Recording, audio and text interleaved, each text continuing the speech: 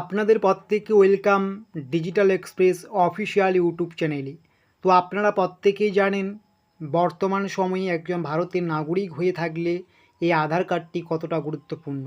যদি আপনার কাছে এই আধার কার্ড না থাকে বা কোনো সমস্যাজনিত কারণে আপনার আধার কার্ডটি সরাসরি গভর্নমেন্টের পক্ষ থেকে ব্লক করে দেওয়া হয়, আপনি কিন্তু অনেক বড় সমস্যায় পড়বেন। এবার কিন্তু অনেকের আধার কার্ড ব্লক করা হচ্ছে। কেন করা হচ্ছে সমস্ত কিছুই জানতে পারবেন আজকের এই ভিডিওতে। নতুন হলে অবশ্যই কিন্তু সাবস্ক্রাইব করে অল নোটিফিকেশন অন করে রাখবেন। এর ফলে আমরা যে আপনাদের কাছে গুরুত্বপূর্ণ আপডেটগুলো শেয়ার করি সেগুলো কিন্তু আপনারা সবার আগে পেয়ে যাবেন।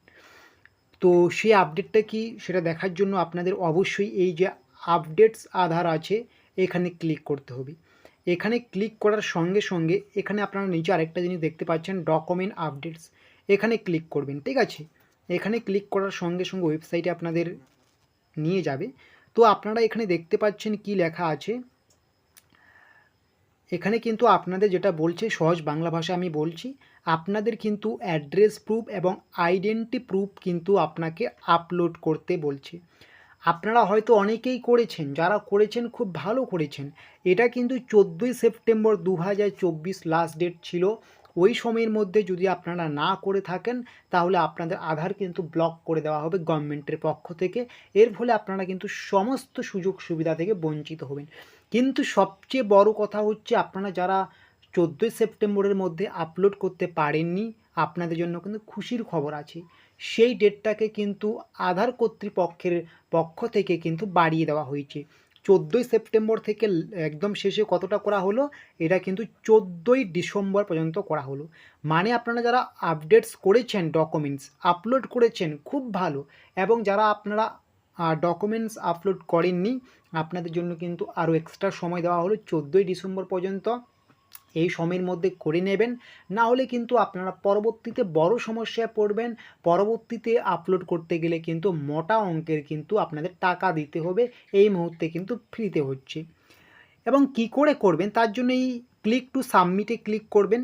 এখানে ক্লিক করার সঙ্গে সঙ্গে আপনাদের কিন্তু অন্য একটা পেজে নিয়ে যাবে, ঠিক আছে। অন্য একটা পেজে নিয়ে যাবে, একটু অপেক্ষা করতে হবে আপনাদের, ঠিক আছে। অন্য একটা পেজে যখনই নিয়ে যাবে, আপনার কিন্তু এখানে ইন্টার আধার নাম্বার দেবেন, ক্যাপচা করে লগ ইন করবেন। লগ ইন করে আপনি আপনার অ্যাড্রেস প্রুফের জায়গায় কী আপলোড করতে চান সেটা দিবেন বা সিলেক্ট করবেন।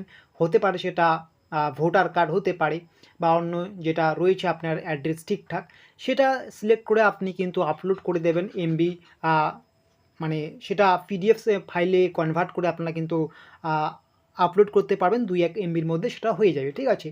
এরপরে অ্যাড্রেস প্রুফ পরে আইডেন্টি প্রুফটাও কিন্তু সিলেক্ট করে আপনারা কিন্তু সেখানে আপনার যে আইডেন্টি প্রুফ রয়েছে সেটা আপলোড করে সাবমিট করবেন, ঠিক আছে। কোনো টাকা নেবে না, সম্পূর্ণ ফ্রিতে হয়ে যাবে। এবং 14ই ডিসেম্বরের পরে করতে গেলে কিন্তু আপনাদের অনেকটাই টাকা দিতে হবে, বা 14ই ডিসেম্বরের পরেও যদি আপনি না করে থাকেন, আপনার আধার কিন্তু পুরোপুরি কিন্তু ব্লক হয়ে যাবে। পুরোপুরি ব্লক যখন হবে তখন কিন্তু আপনারা গভর্নমেন্টের সমস্ত সুযোগ সুবিধা থেকে বঞ্চিত হবেন। এটাই সবচেয়ে বড় আপডেট আজকের আধার কার্ড নিয়ে। তো অবশ্যই নতুন হলে সাবস্ক্রাইব করে অল নোটিফিকেশনটা অন করে রাখবেন।